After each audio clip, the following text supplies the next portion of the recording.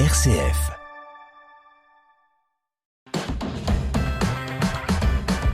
RCF. Vitamine C, Christopher Fausten.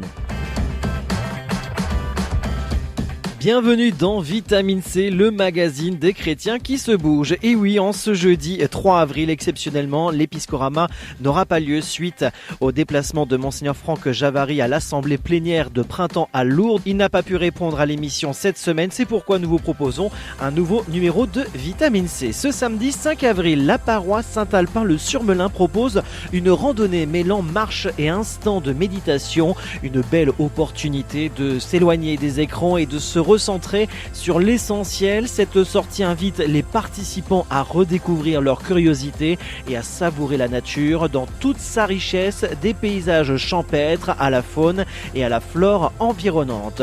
Un moment de ressourcement et de partage à vivre pleinement. Présentation de cet événement avec Cécile Buffry au micro de notre correspondant Philippe Gruson. La vie chrétienne dans les paroisses et les mouvements, c'est Vitamine C sur RCF. Bonjour à tous, bonjour Cécile Buffry. Bonjour Philippe. Cécile Buffry, on vous connaît, on vous sait déjà engagé dans le service de l'église paroissiale autour de Montmort-Lucie. On vous y retrouve à l'animation des messes, dans la communication, au secours catholique et dans bien d'autres services. Et depuis quelque temps, vous avez lancé l'animation, l'activité, on peut dire, Rando Bible. Alors, Cécile, est-ce que vous pourriez nous expliquer le concept? Comment ça se passe, ce Rando Bible?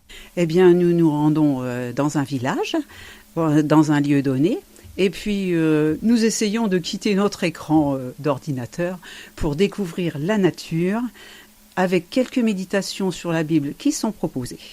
Donc c'est une balade méditative. On fait de la méditation sous forme de 4 pauses au cours de la balade. Puis la balade se déroule normalement avec des échanges avec les personnes présentes. Échanges amicaux ou bien un peu plus profonds, cela dépend de la situation. Et alors la durée de cette balade? Alors la durée, nous avons rendez-vous à 14h et en général ça se finit à 16h30. Et ça dure sur 6 km environ. Et la fréquence? C'est selon la disponibilité des animateurs. Donc la fréquence, c'est tous les 2 mois à peu près. Et c'est gratuit? C'est gratuit, pas de problème. Pas besoin de s'inscrire, on vient juste au lieu du rendez-vous. Alors Cécile, ce concept Rando Bible, vous êtes inspiré d'un concept existant ou c'est une idée perso que vous avez développée? Oh, il faut être honnête, j'ai quand même regardé un petit peu sur Internet ce qui se faisait à droite, à gauche. Donc j'avais vu un article, c'était une religieuse qui faisait des randos psaumes. Alors nous, on a déjà évoqué le thème du psaume, mais on a commencé plutôt sur le thème des arbres dans la Bible, puis différents sujets comme la joie, l'espérance, la fraternité, et aussi toujours à partir de textes bibliques. Nous avons cheminé avec Abraham, avec Jérémie. Il reste bien d'autres sujets à explorer. Alors comment vous choisissez les thèmes justement, les textes? C'est uniquement biblique? Oui, c'est uniquement biblique, les textes.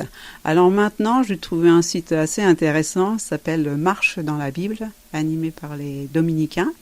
Donc il y a des extraits de textes bibliques avec aussi des petits commentaires qui permettent d'expliquer. Voilà, c'est très pratique et puis ça nous permet aussi d'approfondir la Bible ou de la faire découvrir parce que toute personne est invitée, croyante ou non croyante. Elle ne connaît pas la Bible, elle connaît la Bible, peu importe. C'est aussi l'occasion pour des personnes de faire un pas de plus. Nous avons par exemple une personne qui vient maintenant aux conférences du Père Michel Morlet, le jeudi 1 fois par mois, grâce à la Rando Bible. Et comment vous choisissez les parcours aussi? Vous avez des critères? Non, on prend la carte d'état-major et puis on regarde un peu l'itinéraire pour que ça fasse une boucle de 6 km. Quelquefois, on tombe sur un chemin qui n'existe plus. Bon, alors là, on fait un petit peu de GPS à travers bois et puis on se récupère un peu plus loin. Mais c'est toujours une balade rurale orientée nature. Orientée nature et à chaque fois, on essaye de visiter une église qui souvent est fermée. Je fais appel à un habitant du village qui peut aussi me donner quelques renseignements sur l'église. Les gens sont toujours ravis de découvrir les églises de nos campagnes. Alors, est-ce que vous choisissez votre thème et ensuite le parcours, ou c'est l'inverse? Parce qu'il doit y avoir une cohérence entre les deux. Il peut y avoir, par exemple, quand on a fait Surbaille, on a choisi de visiter la chapelle du foyer de charité. Donc là, on en a profité. Bon, souvent, on essaye déjà, pour ma part, de choisir l'itinéraire qui convient bien, et après, on fait une visite rapide, très rapide de l'église, ou bien d'un lieu aussi de patrimoine rural qu'on ne visite pas forcément. Est-ce qu'il y a un profil type, un requis pour le participant? Toute personne qui est capable de faire 6 km peut participer. Les familles sont les bienvenues avec les enfants, ils sont déjà venus. Il y a aussi des personnes qui ont l'habitude de marcher, d'autres moins, mais ça n'est pas difficile au niveau de la marche.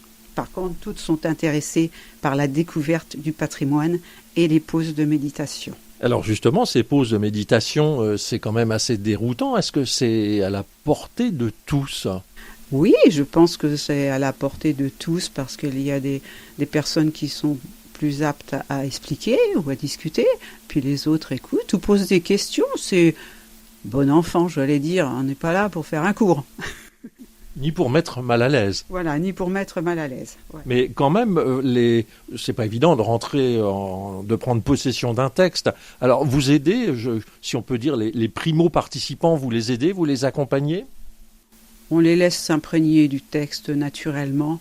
On ne force pas la dose, si on veut dire. Et Rando Bible à Montmaur, ça existe depuis combien de temps maintenant? Il me semble que ça fait 4 ans, peut-être 1 an à voir le jour. Et puis, donc on a progressivement mis ça en place. Et puis, le nombre de participants est variable. L'hiver, c'est un peu moins fréquenté. C'est arrivé qu'il y ait 2 personnes à la Rando Bible. Et puis, par exemple, sur Orbey, en septembre dernier, il y avait 25 personnes. Je m'appuie toujours sur un document. Je donne un document aux gens parce qu'ils peuvent ensuite le remporter chez eux et peut-être relire. Alors, si vous faites un bilan retour de votre expérience, Rando Bible, qu'est-ce qu'on y cherche? Qu'est-ce qu'on y trouve? Bien, on y trouve un temps pour soi déjà, un temps avec les autres d'échange, un arrêt dans sa vie stressée et pressée, voilà, et puis des rencontres conviviales.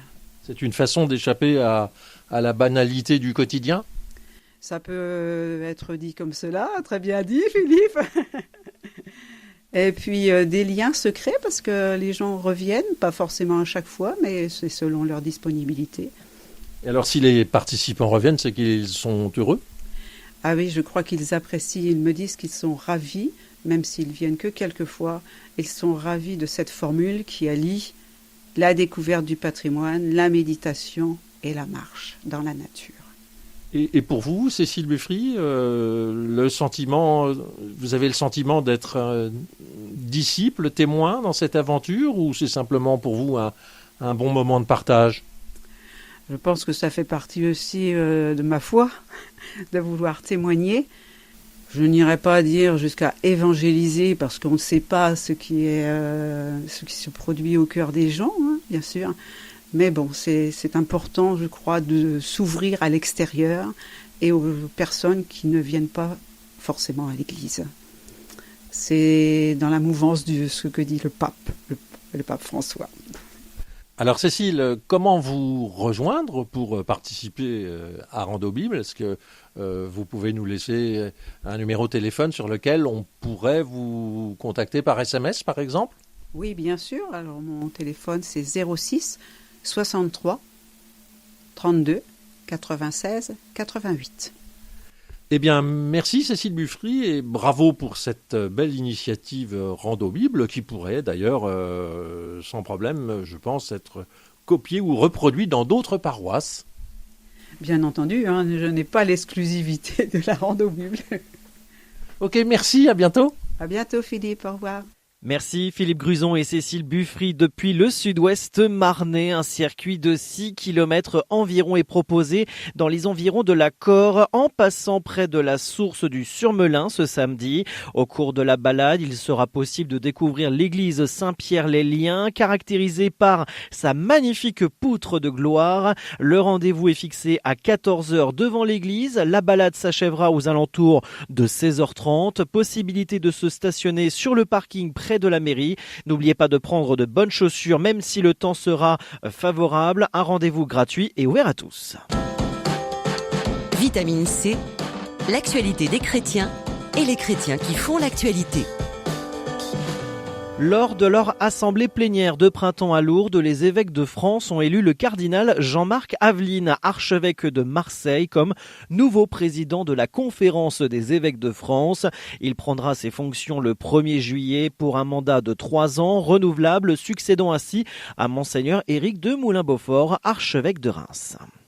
Dans le diocèse de Châlons, une prière pour les vocations aura lieu demain, ce vendredi 4 avril à 15h, à la basilique Notre-Dame de l'Épine.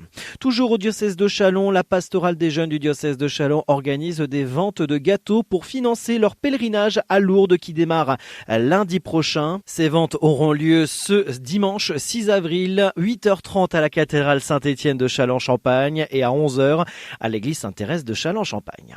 C'est ainsi que nous clôturons ce magazine Vitamine C, un peu spécial aujourd'hui à la place de l'Épiscorama. Merci de nous avoir suivis et de votre fidélité. On se retrouve demain, toujours les vendredis à 13h15 et 19h15 pour un nouveau numéro de Vitamine C. Et pour terminer ce magazine, on va écouter le groupe de pop louange Glorious qui sera en concert exceptionnel le dimanche 1er juin prochain au Millésium d'Épernay, connu pour leur énergie communicative et leur mélodie inspirante. Les frères Pouzin et leur groupe promettent un moment de prière et de musique intense, une soirée à ne pas manquer pour tous les amateurs de louanges contemporaines. Et quoi de mieux que de clôturer ce magazine en musique avec un extrait de Bienvenue. Merci de votre fidélité. Ton église élèvera la voix. Jésus, sois le bienvenu chez toi.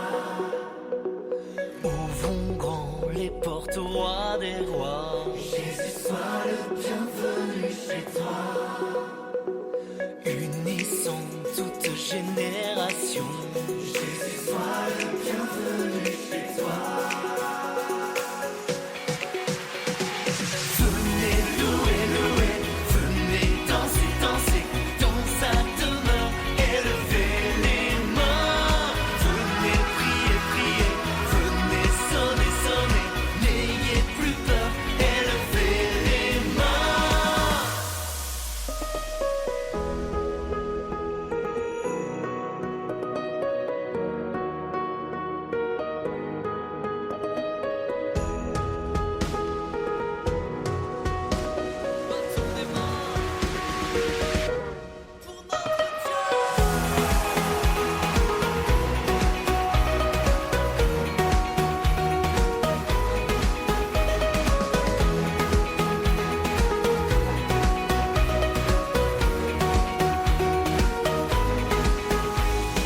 En ce jour où résonne ta voix, Jésus, sois le bienvenu chez toi.